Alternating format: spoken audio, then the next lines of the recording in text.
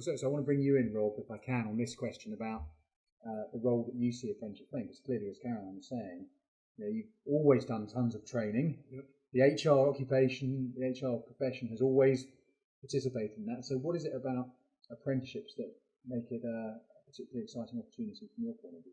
Very good. So thank you, Ben. So I'll say a bit about why I think it's taken off in the way it has. So it's fair to say I think in the civil service we have got unprecedented change at the moment. We've got the challenges around supporting the UK's exit from the EU. We're building new trade relationships and also protecting our national security. And that's happening at an unprecedented pace when it comes to automation, IT and transformation.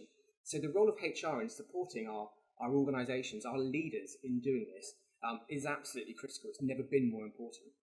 And that means we need confident, empowering and inspiring HR colleagues who are professionally qualified and ready to take the HR function forward.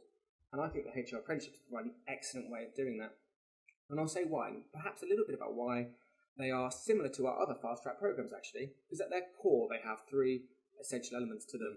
So the first is that individuals are in a stretching role in HR, having the opportunity to practice and hone skills, and importantly, putting expertise into practice.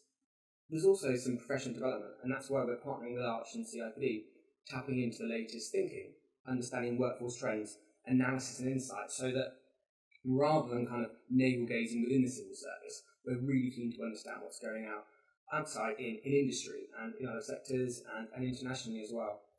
And then importantly, I think it's underpinned by the reflection time you have as part of doing your apprenticeship. So making sure that alongside learning on the job and alongside your qualification, you are taking that time to reflect on your experiences, what you're learning, how are you putting that into practice to then improve your own professionalism as a HR professional. I think it's fair to say we're in the early stages, so we're still piloting with our level 3 and level 5 qualification.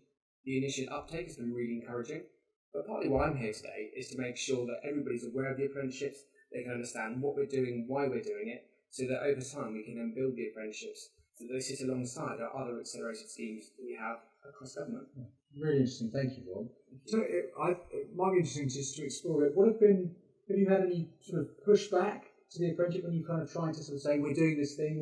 Have people had objections and said, but not sure about that because of X, Y, and Z? Great question. So I wouldn't say objections. I think there has been a little bit of misunderstanding about the time away from the day job to focus on your own professional development. And I think that comes from a perception that you have to be on a one-day course to be learning and developing. And actually, I think the CIPD, yourselves, and as a civil service HR community, we're really clear that there are a number of different experiences and opportunities that you can do that isn't about spending a day outside of the workplace, but might be about taking a different opportunity, shadowing a colleague, trying out a new piece of work or getting involved in a new experience that's absolutely about learning and development, rather than perhaps spending a day off-site at a college, which for some of the perhaps more traditional apprenticeships was the expectation. So there's a myth-busting piece there that we have to do with our line managers, with our leaders, and also with our apprentices themselves. No, that's right. So some of you may know there's this requirement in the rules around apprenticeships to spend 20% away from normal working duties, and 20% obviously is 1 day a week. But actually, as Bob was saying, it's absolutely not the intention. And funny enough, it's only yesterday that some guidance was issued by an organisation called the AALP, or the Association of Learning Providers, which government has endorsed. It's not their guidance, but endorsed to exactly back up your point, Bob, which is that actually, if you think about your job, if you think this is, I'm now in a mode of trying to improve how good I am at the job, to really stretch myself to become good. Obviously, lots of that is learning, converts lots of ordinary day-to-day tasks into amazing learning opportunities. And get your point about it almost gives you permission to ask to go and do those extra things and be taken to that extra region and to have a go at something that you might not otherwise have previously been involved in. I completely agree, and I think there is just something about the traditional HR roles that we perhaps had in government.